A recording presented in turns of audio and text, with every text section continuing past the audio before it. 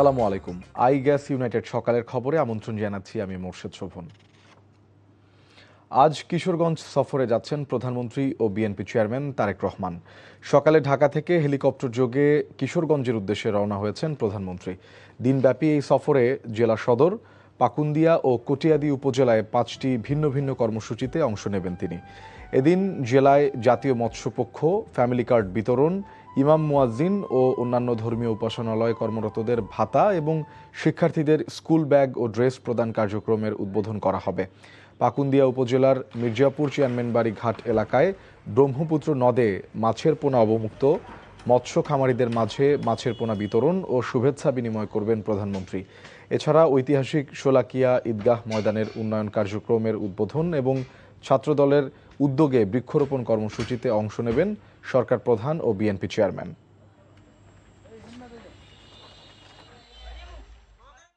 দর্শক, এই মুহূর্তে কিশোরগঞ্জের কটিয়াদিতে আছেন আমাদের স্পেশাল করেসপন্ডেন্ট হাসান মাহমুদ। সেখান থেকে সরাসরি যুক্ত হচ্ছেন তিনি।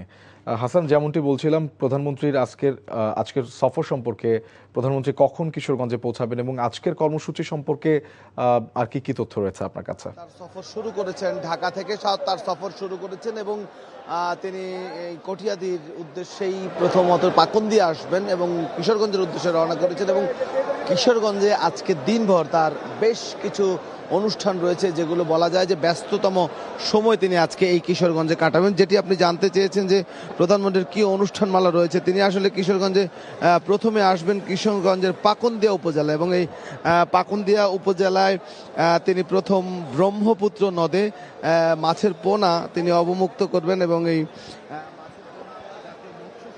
16 থেকে 30 আগস্ট পর্যন্ত সারা দেশে একযোগে এই মৎস্য চলবে। মৎস্য সম্পদকে একটি মানে উত্তীর্ণ করা এবং মৎস্য সম্পদ অর্থাৎ মাছের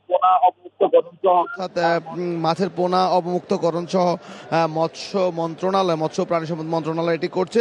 এটি উদ্বোধন করবেন তিনি পাকুন্দিয়ায়, বিশেষ করে মাছের পোনা ছাড়বেন ব্রহ্মপুত্র নদে। এরপরে কটিয়াদি উপজেলা আচমিতা জর্দিন ইনস্টিটিউশন মাঠে তিনি মৎস্যপক্ষের আনুষ্ঠানিক উদ্বোধন করবেন এবং এইখানে তিনি আসলে একটি সুধী সমাবেশে বক্তব্যও দিবেন। আচমিতা জর্জ ইনস্টিটিউশন অনুষ্ঠানের কথা সেখানে তিনি বক্তব্য দেবেন এবং এইখানে আয়োজিত মৎস্যপক্ষ উদ্বোধনের পাশাপাশি তিনি পুরস্কার বিতরণী অনুষ্ঠানে যোগ দিবেন। এরপরে আপনি যেটি জানতে চেয়েছেন, এখান থেকে তিনি পাকুন্দিয়া এবং কটিয়াদি শেষে তিনি চলে যাবেন হচ্ছে শোলাকিয়া জানেন যে সবচেয়ে বড় ঈদগাহ ময়দান, সেখানে ঈদগাহ ময়দানের সরকারের গৃহীত কার্যক্রমের উদ্বোধন করবেন এবং গাছের চারা ছাত্রদল কিশোরগঞ্জ জেলা শাখার আয়োজিত বৃক্ষরোপণ কর্মসূচির উদ্বোধন করবেন।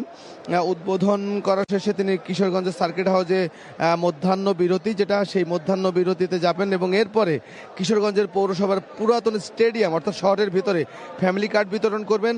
অর্থাৎ দ্বিতীয় পর্যায়ের যে ফ্যামিলি কার্ড 41 লক্ষ পরিবারের হাতে তিনি যে এই বছর অর্থাৎ এই অর্থ বছরে ফ্যামিলি কার্ড তুলে দেওয়ার কথা বলেছেন 41 লক্ষ, সেই 41 লক্ষ মানুষের মাঝে তিনি ফ্যামিলি কার্ড তুলে দেওয়ার কার্যক্রমটি উদ্বোধন করবেন এবং অন্যান্য অনুদান, বিশেষ করে মসজিদের ইমাম, মুয়াজ্জিন, খাদেম ও অন্যান্য ধর্মীয় উপাসনালয়ে কর্মরত তাদের ব্যক্তিবর্গের কাজে উদ্বোধন করবেন এবং পাশাপাশি আরও একটি নতুন কার্যক্রম এখানে রয়েছে, সেটি হচ্ছে যে শিক্ষার্থীদের মাঝে তিনি অর্থাৎ স্কুল ড্রেস যেটাকে বলি, স্কুলের পোশাক, সেই পোশাক বিতরণ কার্যক্রমের শুরু হবে এখান থেকে এবং এটি হচ্ছে যে প্রথম শ্রেণীর শিক্ষার্থীদেরকে সারা দেশে 1 লক্ষ শিক্ষার্থীর মাঝে এই কার্যক্রমের উদ্বোধন তিনি করবেন এবং এখনও ধরা হচ্ছে যে প্রথম শ্রেণীর 1 লক্ষ শিক্ষার্থীকে এই স্কুল ড্রেস প্রদান করা হবে এবং সেই কর্মসূচি পর্যায়ক্রমে 1 থেকে 5ম শ্রেণী অর্থাৎ প্রথম থেকে 5ম শ্রেণী পর্যন্ত শিক্ষার্থীদের দেয়া হবে এবং সেটি ধাপে ধাপে আসলে কিন্তু অনুষ্ঠানটি তিনি উদ্বোধন করবেন আজকে এবং এই বেশ কয়েকটি অনুষ্ঠানের ফ্যামিলি কার্ড দ্বিতীয় পর্যায়ে বললাম, তারপরে শিক্ষার্থীদের স্কুল ড্রেস এবং মৎস্যপক্ষ এই প্রোগ্রাম। দর্শক, আমরা কিশোরগঞ্জ থেকে জানছিলাম প্রধানমন্ত্রীর আজকের কর্মসূচি সম্পর্কে। দেশে চলমান ভয়াবহ গ্যাস সংকট হঠাৎ তৈরি হয়নি, বরং বিগত ফ্যাসিস্ট শাসনামলের আমদানি নির্ভর নীতির ফসল এটি। এমনটি মনে করেন জ্বালানি বিশেষজ্ঞ ও বিশ্লেষকরা। তারা বলছেন, মিয়ানমারের সাথে গভীর সমুদ্রসীমা চূড়ান্ত হওয়ার পর সেদেশের কর্তৃপক্ষ কূপ খনন করে গ্যাস উত্তোলন করছে, আর বাংলাদেশ অনুসন্ধানই শুরু করেনি। এছাড়া বেসরকারি খাতের সব শিল্পে ও বিদ্যুৎ উৎপাদনেও প্রাকৃতিক গ্যাসের যথেচ্ছ ব্যবহার সংকটকে আরও তীব্রতর করেছে। আরও জানাচ্ছেন নিয়ামুল আজিজ সাদিক। মিয়ানমারের সঙ্গে বাংলাদেশের গভীর সমুদ্রসীমার হিস্সা বুঝে পাওয়া গেছে 1 যুগ হলো। তারপর বসে থাকেনি মিয়ানমার।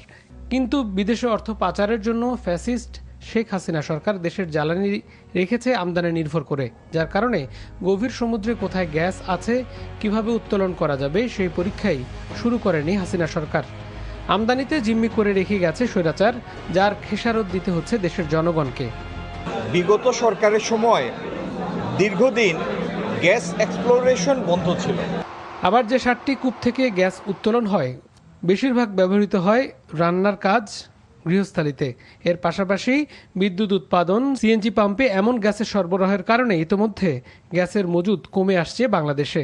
2017 সালে খাগড়াছড়ি, নোয়াখালী, জামালপুরের 3টি কূপ খননের দায়িত্ব পায় আজারবাইজানের কোম্পানি। পরে তারা সফল হয়নি।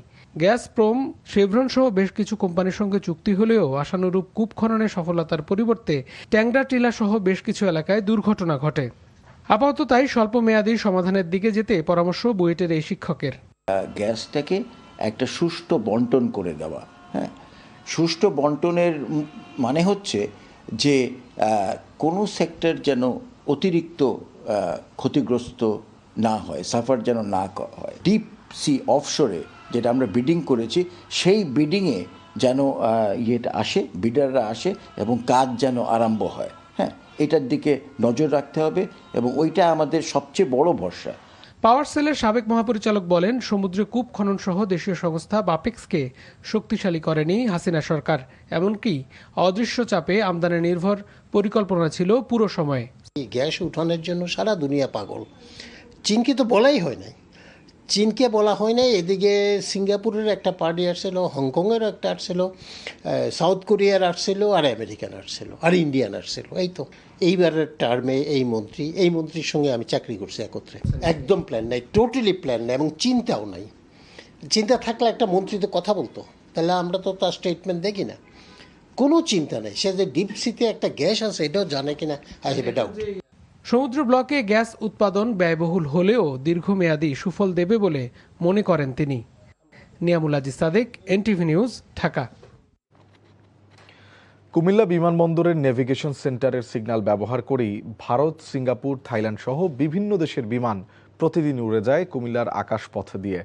বিমানবন্দর থাকলেও সেখানে অবতরণ করে না কোনো যাত্রী বিমান, অথচ শুধু নেভিগেশন সিগন্যাল থেকেই প্রতি মাসে আয় হয় কোটি টাকার রাজস্ব। তাহলে কেন চালু হচ্ছে না কুমিল্লা বিমানবন্দর, এমন প্রশ্ন এখন কুমিল্লাবাসীর। তারা বলছেন, বিমানবন্দরটি চালু হলে বাড়বে বিদেশি বিনিয়োগ, কর্মসংস্থান ও সরকারের রাজস্ব আয়। কুমিল্লা প্রতিনিধি মাহফুজ নান্টুর রিপোর্টে বিস্তারিত। 1941-42 সালে দ্বিতীয় বিশ্বযুদ্ধ চলাকালে সামরিক প্রয়োজন মেটাতে যুক্তরাষ্ট্রের উদ্যোগে কুমিল্লা শহরের দক্ষিণে নেউরা, ঢুলিপাড়া ও রাজাপাড়া এলাকায় নির্মিত হয় কুমিল্লা বিমানবন্দর। পাকিস্তান ইন্টারন্যাশনাল এয়ারলাইন্স কুমিল্লা, ঢাকা ও কুমিল্লা, চট্টগ্রাম রুটে নিয়মিত ফ্লাইট পরিচালনা করত। স্বাধীনতার পর বাংলাদেশ বিমানও কিছু সময় এসব রুটে যাত্রী পরিবহন অব্যাহত রাখে।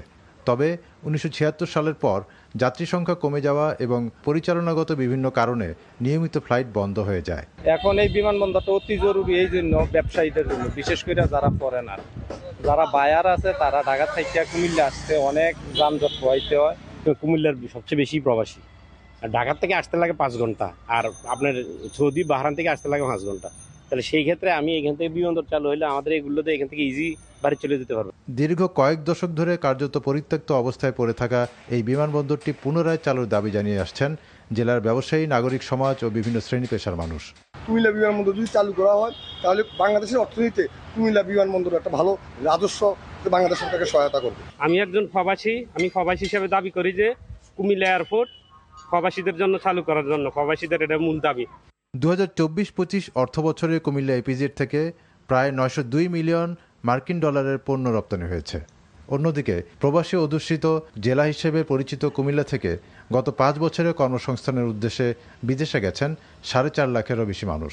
আর আমাদের এখানে সংস্কারের কাজ হচ্ছে, রানওয়েকে কার্পেটিং করতে হবে, ভিএইচএফ সেট লাগবে, ফায়ার ব্রিগেডের একটা গাড়ি প্রয়োজন হবে, ফায়ার ব্রিগেডের লুক প্রয়োজন হবে।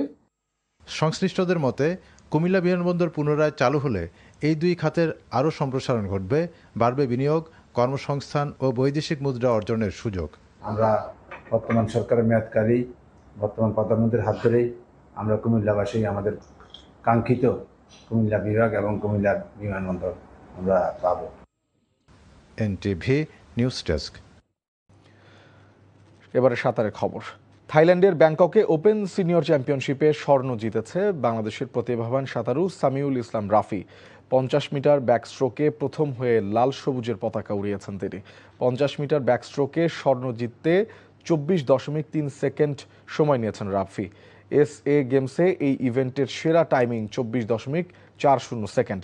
তাতে প্রতিযোগিতায় রেকর্ড গড়েই স্বর্ণপদক জিতেছেন রাফি। এছাড়া বাটারফ্লাইয়ে একটি ব্রোঞ্জও এসেছে তার হাত ধরেই। থাইল্যান্ডে অনুষ্ঠিত এই প্রতিযোগিতায় 16 দেশের মোট 60 দল ও ক্লাব অংশগ্রহণ করে। এর মধ্যে স্বাগতিক থাইল্যান্ডেরই 44টি দল।